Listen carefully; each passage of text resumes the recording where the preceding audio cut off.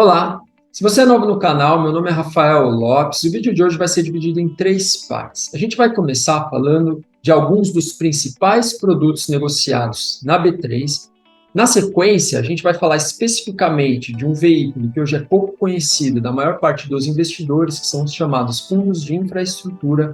E vamos finalizar falando de um desses fundos, que hoje é um dos principais fundos de infraestrutura do mercado. Vamos olhar um pouquinho, com mais detalhe para características específicas desse veículo e o que vocês têm que se preocupar e olhar com mais atenção na hora de fazerem a seleção desses produtos de investimento.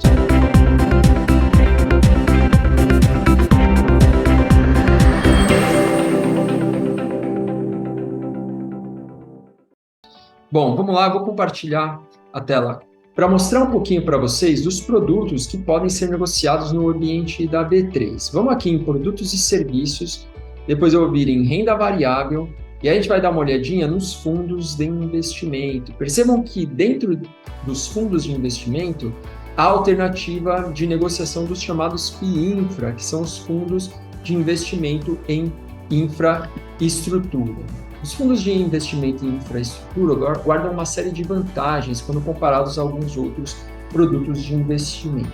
Talvez uma das principais seja o benefício de isenção tributária. Os fundos de investimento em infraestrutura são aqueles fundos compostos por carteiras de debêntures IPCA+, que por sua vez financiam projetos dos setores de geração de energia solar, geração de energia eólica, logística, né? Então, rodovias, aeroportos, ferrovias, portos, tudo isso faz parte desse universo da infraestrutura, saneamento básico. Por que esses projetos normalmente são incentivados? Porque são projetos que têm uma característica estratégica para o país. Quando a gente, por exemplo, cria uma melhor malha logística, a gente diminui todos os custos de transporte de mercadorias.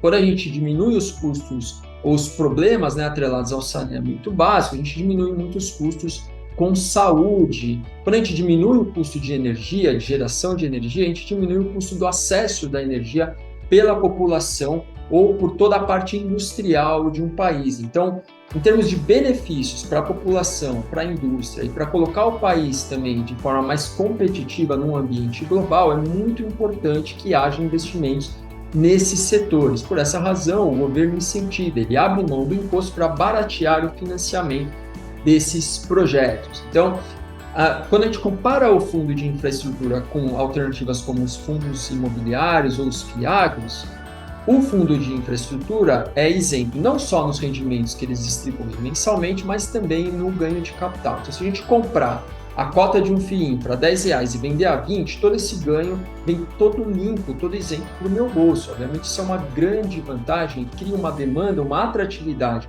por esses produtos, porque no final do dia o que importa é o dinheiro que vem para o meu bolso livre de imposto, né? Já quando a gente faz a alocação num fundo imobiliário, num FIAGRO, o ganho de capital é taxado a 20%, a alíquota é de 20%. Os rendimentos são isentos em todos esses veículos, mas o ganho de capital, então o fundo de infraestrutura tem uma grande vantagem. Bom, e aí eu falei para vocês que a gente olhar para um dos principais fundos de infraestrutura da indústria. Qual que é esse fundo? O que eu vou trazer aqui para vocês é um fundo gerido pela Kinea. A Kinea é uma empresa do grupo Itaú. A sigla, o ticker desse fundo é o KDIF11, letra K, D, I, F, 11. Bom, então, para a gente olhar um pouquinho mais no detalhe para esse veículo, vamos entrar aqui. Eu estou no site da Kinea, né, kinea.com.br, fundos, e aí a gente vai procurar aqui os fundos de infraestrutura, olha lá, fundos de infraestrutura, vou clicar nele, vamos deixar ele abrir aqui, todos os fundos de infraestrutura.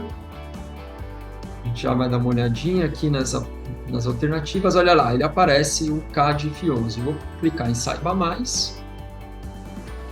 A hora que eu clico em Saiba Mais, ele vai abrir a página desse fundo. Tá vendo que ele já tem até uma imagem aí de umas turbinas ali, umas hélices, um parque, né, de geração de energia eólica. Olha o patrimônio desse fundo, 2.526. Ele está com uma cota de fechamento de mercado de 126 versus uma carteira, a cota patrimonial de 125,31. Mas o que eu quero dividir com vocês é vir aqui na parte da palavra do gestor. Todo fundo de infraestrutura, imobiliário, FIAGRO bem gerido fornece informação para o investidor, existe muita transparência. Então, toda vez que você olhar para a possibilidade de investimento em veículos como esses, entrem no site, pesquisem o gestor, o histórico do gestor, deem uma olhada nos documentos que eles disponibilizam, se são documentos bem elaborados, com alto grau de informação para que você tome a melhor decisão. Se não tiver isso, já foge, procura alguma outra alternativa, tá? Então, aqui no Cadiff, a gente vai sim acessar uma carta que tem muita informação importante.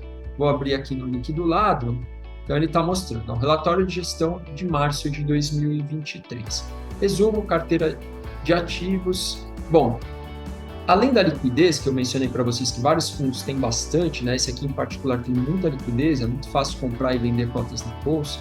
A gente tem que olhar para nível de rendimento, olha para quanto que esse fundo está pagando a carteira dele, né? 8,6% acima do IPCA, muita coisa, né? 6,5 anos de duration, isso fala para a gente do risco, não é tão longo prazo, não é tão arriscado, portanto. Está com 94% do patrimônio alocado em debêntures, ok? O que não está alocado normalmente fica no caixa, né? E ele sempre faz uma comparação com o título público. O IMAB, pessoal, é uma carteira de tesouro IPCA+, com diferentes prazos, né? Então, eles usam isso como uma referência. O fundo está rendendo mais ou menos que o IMAB. Se estiver rendendo menos, vamos comprar tesouro IPCA+, que é melhor, né? Mas ele busca esse objetivo de uma renda superior ao IMAB, ele coloca aqui, ó, objetivo de performance, né? E 0,5 a 1% acima da NTNB. Legal. Bom, uma coisa que a gente tem que tomar muito cuidado toda vez que a gente vai fazer a alocação em carteiras de renda fixa, que pode ser via através de um fundo imobiliário de renda, de um FIAGRO, que também gera renda, ou de um fundo de infraestrutura como esse, a gente sempre tem que olhar muito para o rating médio dos papéis que compõem aquela carteira, porque isso é o risco de crédito, né? Se a gente olhar para esse, ele fala aqui, ó, carteira do fundo contém 36 emissões, então é bem diversificada, ponto positivo, 46% risco de crédito AAA, que é o título mais seguro, a nota mais alta de crédito que pode existir, né? Então isso é bom. E se a gente olhar para a distribuição de uma forma geral, né, 46% AAA, está aqui nesse gráfico de pizza, 6% duplo A+, 11% duplo A, 21% duplo A-. Então, a gente percebe que a qualidade do ativo que compõe essa carteira é muito boa, né? A gente sempre tem que olhar para isso, sempre, porque não dá para sair comprando cota por causa de rendimento alto, porque às vezes você compra um determinado veículo que paga renda, e apesar da renda ser alta, ele pode ter muito risco de crédito. Num cenário mais conturbado, como a gente já viu acontecer, a cota pode derreter. Então, esse tipo de alocação ela é um pouco mais segura, perfeito? Bom, vamos descer aqui um pouquinho mais. Ó, ele fala também sobre o pagamento de rendimentos. O que acontece? Os fundos de infraestrutura, até um passado recente, pagavam rendimentos a cada 6 meses. Né? Existe uma diferença do fundo de infra para o fundo imobiliário, porque o fundo imobiliário ele tem que distribuir toda a renda dele a cada 6 meses. O fundo de infra não, mas eles faziam os pagamentos a cada 6 meses. Só que aí o que acontece? Existe uma competição no mercado por capital, né? Então o investidor olhava, aquele fundo imobiliário me paga a renda todo mês, e o FIINFRA só uma vez a cada 6 meses. Vou então fazer o quê? Alocar no fundo imobiliário, para que o fundo de infraestrutura conseguisse competir melhor nesse quesito com os fundos imobiliários. Os gestores desse fundo passaram a fazer uma gestão que permitisse a distribuição também mensal de rendimentos. Então, quando a gente aloca no FIINFRA, todo mês a gente recebe lá a nossa parcela de remuneração que vem da carteira. Esses fundos têm pago aí no início do ano e ao longo do ano de 2022 alguma coisa pouco acima de 1% ao mês isento de imposto. É uma rentabilidade muito boa, né? E ajuda também no cumprimento de objetivo daquelas carteiras que buscam uma renda mensal. A gente falou um pouquinho sobre isso no nosso vídeo anterior. Então, a gente pode usar veículos com essa característica para quê? Para todo mês receber aquela renda que a gente pode usar, por exemplo, para complementar o nosso orçamento mensal, enfim, a nossa vida, né? A nossa vida financeira, tá bom? Bom, então, trazendo algumas informações, tem muita coisa no relatório, eu não vou passar por tudo, mas, por fim, só, a gente tem que prestar bastante atenção nos custos desses veículos, tá? Então, toda vez que vocês forem fazer a alocação num fundo de infraestrutura ou num fundo imobiliário, pesquisem quanto que esse fundo cobra de taxa de administração e se existe taxa de performance, tá? Normalmente, os fundos que cobram taxa de performance, a PEFI, são fundos mais arriscados um pouco. Então, se não cobra PEFI, eu entendo que é um fundo um pouco mais atrativo, porque tem um perfil um pouquinho mais conservador, tá?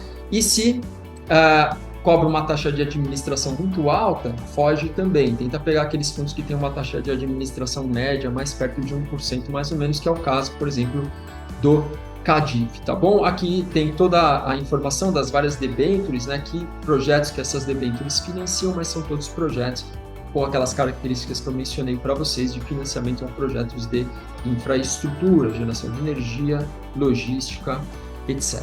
Ok? Bom, pessoal, então percebam que, como a gente está falando de alocação numa carteira de renda fixa, né, se você tem dentro do seu portfólio um objetivo de alocação em inflação, você pode usar esse veículo para cumprir ou para preencher aquela parcela que você quer deixar exposta ao IPCA+, né?